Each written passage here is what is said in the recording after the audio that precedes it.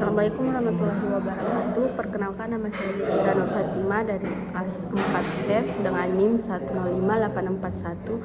10584412014. Pada kesempatan kali ini saya akan merangkum seluruh materi yang telah kita pelajari pada mata kuliah rekayasa komputasional, mulai dari pengertian dasarnya, berbagai metode penyelesaian masalah, hingga penerapannya dalam kehidupan sehari-hari.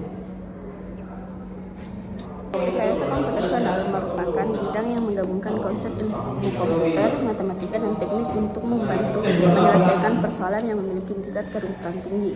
Pendekatan ini memanfaatkan kemampuan komputer dalam melakukan perhitungan, simulasi, serta analisis data sehingga berbagai permasalahan dapat diselesaikan secara lebih efisien dibandingkan dengan perhitungan manual.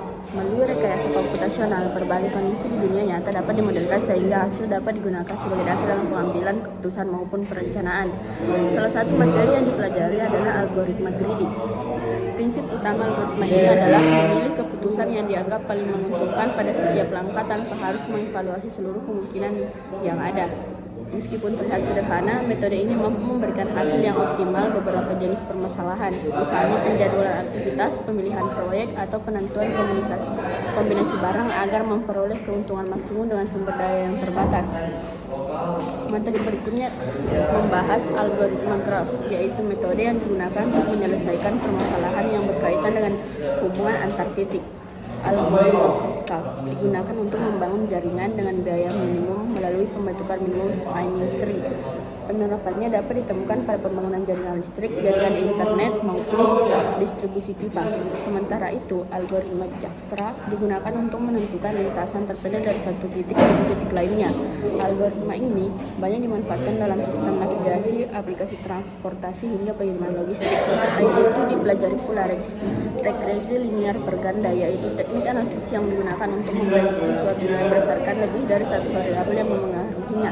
Dengan metode ini, hubungan antara beberapa faktor dapat dianalisis sehingga menghasilkan prediksi yang lebih akurat.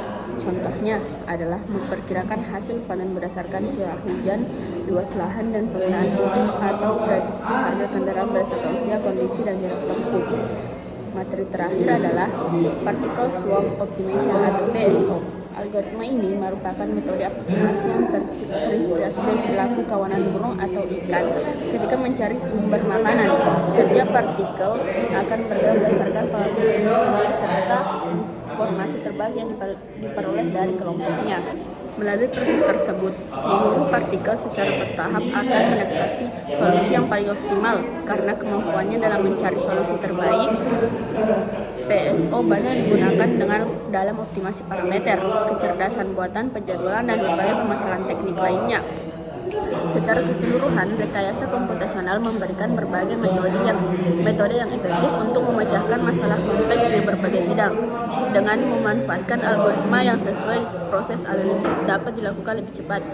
Hasil yang diperoleh menjadi lebih akurat, serta keputusan yang diambil dapat didasarkan pada perhitungan yang objektif dan dapat dipertanggungjawabkan. Oleh karena itu, penguasaan materi rekayasa komputasional menjadi bekal penting dalam menghadapi tantangan teknologi dalam kebutuhan industri di era digital.